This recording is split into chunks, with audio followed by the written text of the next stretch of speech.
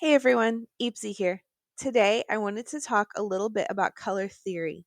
Color theory is important in many different arts and crafts, although it is most commonly thought of with more of the arts. I personally find it very important to crochet as well, which is part of why I'm going to talk about it today. There are three categories of color that I'm going to be talking about and using those as examples today. We have the primary colors, the secondary colors, and the tertiary colors.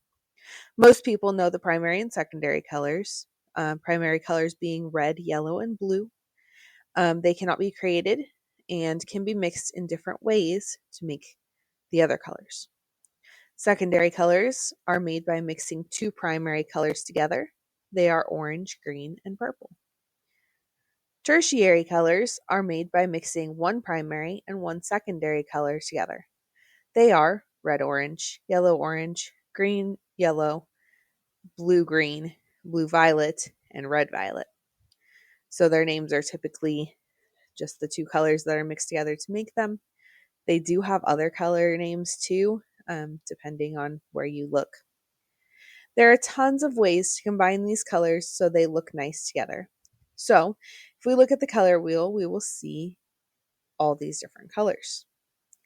The first way to combine these colors is complementary colors. These are the colors that are opposite from each other on the color wheel. They strongly contrast each other, but also look really nice together. The typical ones are red and green, orange and blue, yellow and purple. This also works with the tertiary colors as well. You just have to look what's exactly across the color wheel. Analogous colors are colors that are right next to each other on the color wheel. These colors are often harmonious and calming. They don't have as big of a contrast as complementary colors and can have more of a rough ombre look. An example of this is yellow, yellow-orange, and orange. Triadic colors are a group of three colors that are spaced evenly on the color wheel. We've talked about these groups already. The primary colors and the secondary colors would be two sets of these.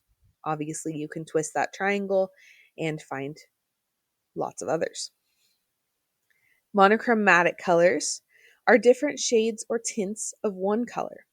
So if you take one color, let's say we're going to take blue, split it up, and then add white to part of it and black to part of it, and then just leave part of it blue, you'll have monochromatic colors. These colors have a very ombre look. And you can do tons of different ways. So I added more white and more black to some of these to give different colors. Split complementary colors are a color, so let's say blue, and then the two colors on either side of its complementary color. So blue's complementary color is orange, so the split complementary colors of blue would be yellow-orange and red-orange. Tetradic colors are two complementary colors that make a square or a rectangle on the color wheel. One example of that would be purple, orange, yellow, and blue. Purple and yellow being a set of complementary colors, and orange and blue being the other. Obviously, you can warp that rectangle or square in lots of different ways. The last two ways of combining colors that I'm going to talk about today are warm colors and cool colors. It's pretty straightforward, but warm colors are reds, yellows, and oranges. Cool colors are blues, greens, and purples. Some colors can be both depending on what they are put with, and some are more a matter of opinion. The colors like yellow-green and red-violet really depend on how much of each color is used to make the color. If you're using more violet in red-violet, it's probably going to be more of a cool color. If you're using more red in red-violet, it's going to be more of a red. So what does this mean for crocheting?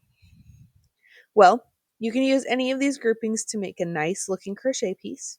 It really depends on what you're wanting the piece to look like as well. So if you want something that's highly contrasts, you can use complementary colors or split complementary colors. If you want more of an ombre look that goes really nicely together, you can use analogous or monochromatic colors. With time, you will get to know these colors without having to look them up, and your eye will fall to these colors that you think look nice together. Personally, I love to do cool or warm colors together.